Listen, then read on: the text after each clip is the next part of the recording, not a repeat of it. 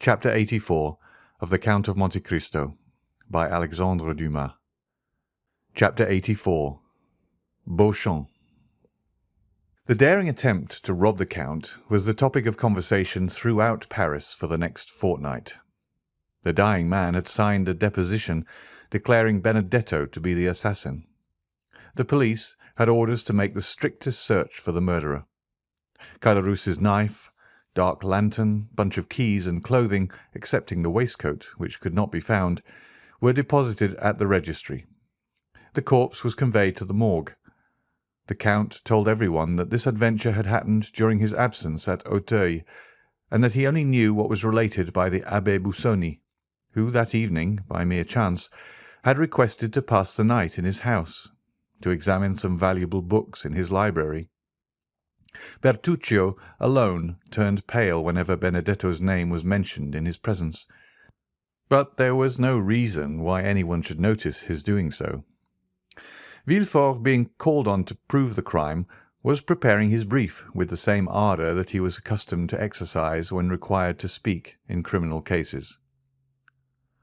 But 3 weeks had already passed, and the most diligent search had been unsuccessful. The attempted robbery and the murder of the robber by his comrade were almost forgotten in anticipation of the approaching marriage of Mademoiselle Danglars to the Count Andrea Cavalcanti. It was expected that this wedding would shortly take place, as the young man was received at the banker's as the betrothed. Letters had been dispatched to Monsieur Cavalcanti, as the Count's father, who highly approved of the union, regretted his inability to leave Parma at that time, and promised a wedding gift of 150,000 livres. It was agreed that the 3 millions should be entrusted to Danglars to invest. Some persons had warned the young man of the circumstances of his future father-in-law, who had of late sustained repeated losses. But with sublime disinterestedness and confidence the young man refused to listen or to express a single doubt to the Baron. The Baron adored Count Andrea Cavalcanti. Not so Mademoiselle Eugénie Danglars. With an instinctive hatred of matrimony, she suffered Andrea's attentions in order to get rid of Morcerf, but when Andrea urged his suit, she betrayed an entire dislike to him. The Baron might possibly have perceived it, but attributing it to a caprice, feigned ignorance. The delay demanded by Beauchamp had nearly expired. Morcerf appreciated the advice of Monte Cristo to let things die away of their own accord. No one had taken up the remark about the general, and no one had recognized in the officer who betrayed the castle at Janina the noble count in the House of Peers. Albert, however, felt no less insulted. The few lines which had irritated him were certainly intended as an insult. Besides, the manner in which Beauchamp had closed the conference left a bitter recollection in his heart. He cherished the thought of the duel, hoping to conceal its true cause even from his seconds. Beauchamp had not been seen since the day he visited Albert, and those of whom the latter inquired always told him he was out on a journey which would detain him some days. Where he was, no one knew. One morning, Albert was awakened by his valet de chambre, who announced Beauchamp. Albert rubbed his eyes, ordered his servant to introduce him into the small smoking-room on the ground floor, dressed himself quickly, and went down. He found Beauchamp pacing the room. On perceiving him, Beauchamp stopped. "Your arrival here, without waiting my visit at your house today, looks very well, sir," said Albert. "Tell me, may I shake hands with you, saying, 'Beauchamp, acknowledge you have injured me and retain my friendship,' or must I simply propose to you a choice of arms?" "Albert," said Beauchamp, with a look of sorrow which stupefied the young man, "let us first sit down and talk." "Rather, sir. Before we sit down, I must demand your answer." "Albert," said the journalist, "these are questions which it is difficult to answer." "I will facilitate it by repeating the question. Will you or will you not retract?" "Morcerf, it is not enough to answer yes or no to questions which concern the honour, the social interest, and the life of such a man as Lieutenant General the Count of Morcerf," peer of France." "What must then be done?" "What I have done, Albert. I reason thus. Money, time, and fatigue are nothing compared with the reputation and interests of a whole family. Probabilities will not suffice. Only facts will justify a deadly combat with a friend. If I strike with the sword, or discharge the contents of a pistol at a man with whom for 3 years I have been on terms of intimacy, I must at least know why I do so.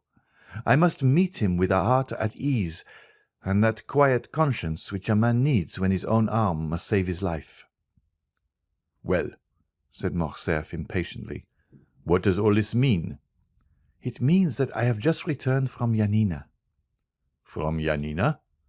"Yes." "Impossible!" "Here is my passport. Examine the visa. Geneva, Milan, Venice, Trieste, Delvino, Yanina. Will you believe the government of a republic, a kingdom, and an empire?" Albert cast his eyes on the passport, then raised them in astonishment to Beauchamp. "You have been to Yanina?" said he. "Albert, had you been a stranger, a foreigner, a simple lord, like that Englishman who came to demand satisfaction 3 or 4 months since, and whom I killed to get rid of, I should not have taken this trouble. But I thought this mark of consideration due to you. I took a week to go, another to return, 4 days of quarantine and 48 hours to stay there. That makes 3 weeks. I returned last night, and here I am." "What circumlocution! How long you are before you tell me what I most wish to know." "Because in truth, Albert—" "You hesitate?" "Yes, I fear."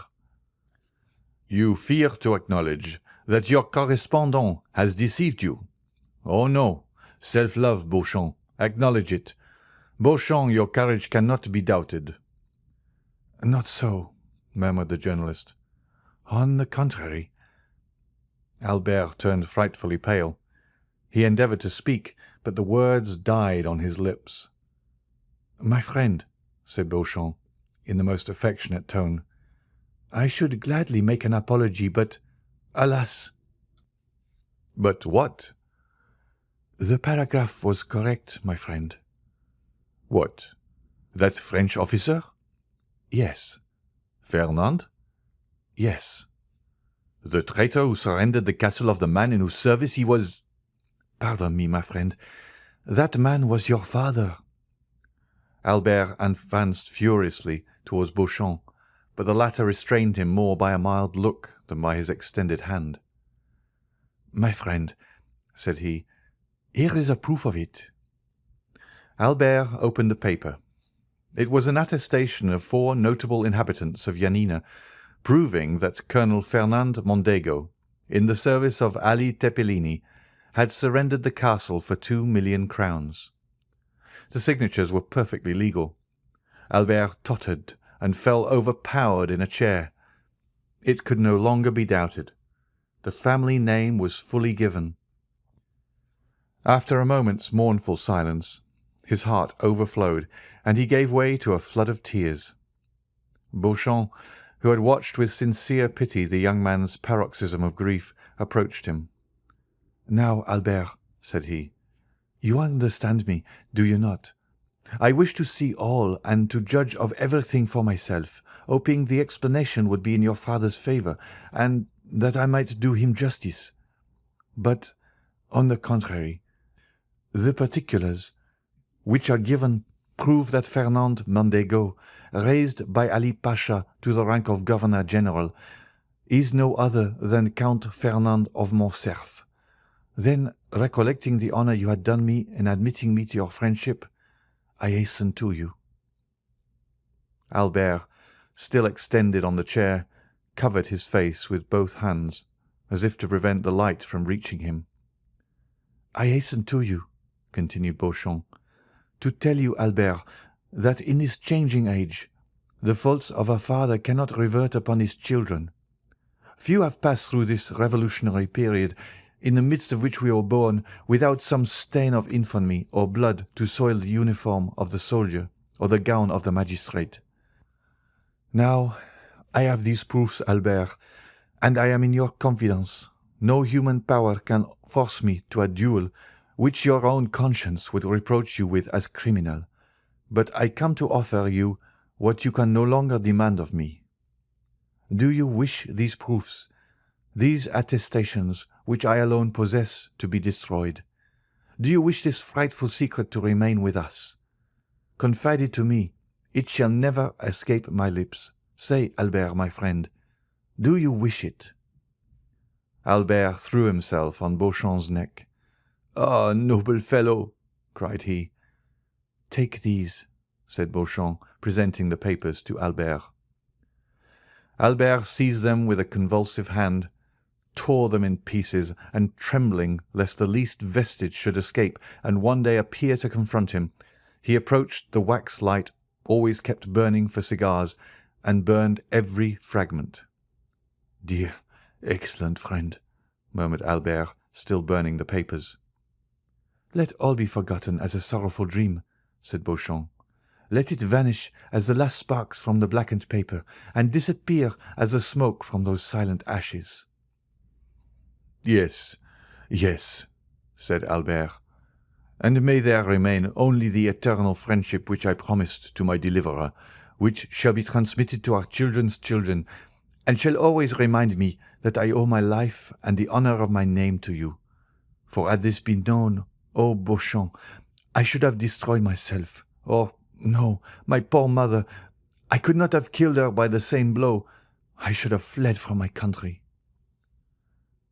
"Dear Albert," said Beauchamp, but this sudden and factitious joy soon forsook the young man and was succeeded by a still greater grief. "Well," said Beauchamp, "what still oppresses you, my friend?" "I am broken-hearted," said Albert. "Listen, Beauchamp. I cannot thus, in a moment, relinquish the respect, the confidence, and the pride with which a father's untarnished name inspires a son. Oh, Beauchamp, Beauchamp, how shall I now approach mine? Shall I draw back my forehead from his embrace, or withhold my hand from his? I am the most wretched of men. Oh, my mother, my poor mother," said Albert, gazing through his tears at his mother's portrait. "If you know this, how much you must suffer." "Come," said Beauchamp, taking both his hands. "Take courage, my friend." "But how came that first note to be inserted in your journal? Some unknown enemy, an invisible foe, has done this." "The more must you fortify yourself, Albert. Let no trace of emotion be visible on your countenance.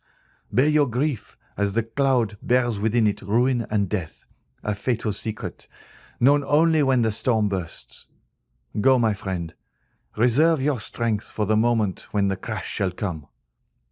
"You think, then, all is not over yet?" said Albert, horror-stricken. "I think nothing, my friend, but all things are possible. By the way—" "What?" said Albert, seeing that Beauchamp hesitated. "Are you going to marry Mademoiselle Danglars?" "Why do you ask me now?" "Because the rupture or fulfilment of this engagement is connected with the person of whom we are speaking." "How?" said Albert, whose brow reddened. "You think Monsieur Danglars—" "I ask you only how your engagement stands. Pray put no construction on my words I do not mean they should convey, and give them no undue weight." "No," said Albert. "The engagement is broken off." "Well," said Beauchamp, then seeing the young man was about to relapse into melancholy, "Let us go, Albert," said he. "A ride in the wood in the phaeton or on horseback will refresh you. We will then return to breakfast, and you shall attend to your affairs, and I to mine." "Willingly," said Albert. "But let us walk. I think a little exertion would do me good." The two friends walked out on the fortress. When arrived at the Madeleine— "Since we are out," said Beauchamp, "let us call on Monsieur de Monte-Cristo. He is admirably adapted to revive one's spirits, because he never interrogates, and in my opinion those who ask no questions are the best comforters." "Gladly," said Albert. "I love him. Let us call." End of chapter 84.